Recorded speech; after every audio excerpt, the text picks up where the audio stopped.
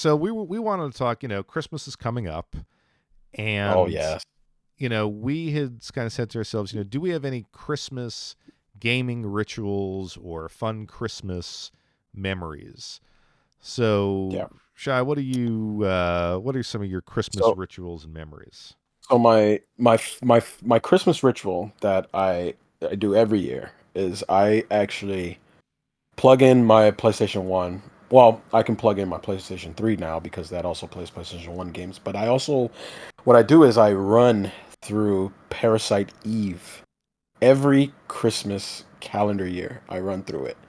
Um it just happens to be one of those games that manifested from another ritual that I was doing by complete accident.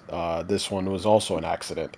Um, when I was a kid, every Thanksgiving day, I would accidentally play a game on the Super Nintendo called Separation Anxiety.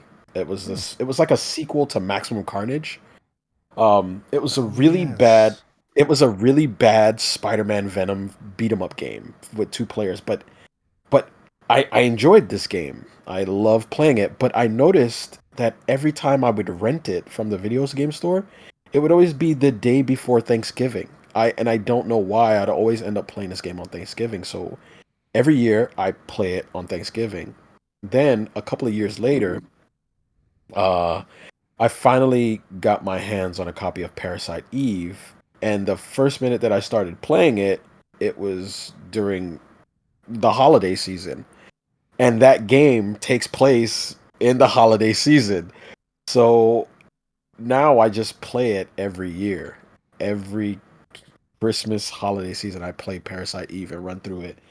And I try to get through the game before Christmas. That is my my ritual. Now, my favorite, I would say, some of my best Christmas memories is probably I will have to say personally would probably be 1993. Is it 93 or 92? I think it's 93 of Christmas. That was the one Christmas I opened up a box underneath my Christmas tree, and it was a Sega Genesis bundled up with something called the six pack. Do you remember that? The six pack. It's a cartridge that had six games on it, and it was Okay. called Six Pack, and it had Sonic the Hedgehog, Streets of Rage 1, Columns, Golden Axe, Revenge of Shinobi, and it had another game that I don't even remember because I probably wasn't playing it as much. But it That had is all these sweet. games on it. Yeah, and I played that thing to death on that holiday. That was probably one of my best Christmas memory. Wow. What about No, what about yeah. that so I just wanted to I bet you that six pack is probably pretty expensive today. No. It's not? No, I doubt it. Hold on. No, I don't think so. I I don't because I don't know. I mean, because it it was seems like one of the earliest video game compilations. so this is the thing. When you want to look at prices of video games, right? So this is these are the tricks that I always look for. Usually, when things are bundled together, they can be expensive. But if the games are too accessible on too many multiple different consoles, then the price never goes up. So like you can get those exact same games on different Genesis collections on like PlayStation 3, PlayStation 2, Xbox. It's everywhere. But I'll check really quick, but I don't think it's worth Yeah, anything. I'm Let's, not seeing it, but I just my excitement's like, oh, that was a great gift. To no, have all. it was great. It was great. I loved it. So my Christmas memories. I'll give you. I Tw- mean, as far as $12. $12. Okay, well, $12. 6-year-old me was excited by that, but Uh, so for me, I mean, as far as a ritual goes, I don't have any kind of like specific ritual like Parasite Eve, but I mhm. do always ask for a video game. And luckily my wife will always give me one or two video games. And Okay. it's just Christmas morning, got no place to go, nothing to do, just a relaxed day. And after we open gifts, I'll just sit down and I'll play whatever game that I get, and it takes me back to my childhood of like opening up that awesome new game. Yeah. And, and last year it was that I'm blanking on it. That super side-scrolling, like I think it's called Ninja Warriors. It was that 3 or 4 Oh, screen game back in the arcades, and the yeah. Switch version. Hmm. Great game, great remake. I played through that, so that's and there's always whatever I get. That's what I play through that day. So that's my ritual. Memories. I'll give you one good one, one funny one. So when I was probably like 1989, and I was going to get my first Nintendo. I had asked for it. I had written to Santa and asked him for that NES.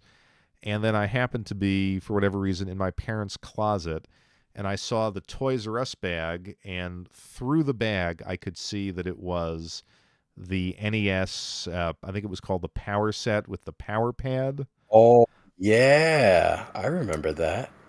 And I'm like, well, I guess I'm upset that Santa isn't real, but screw him. I've got an NES.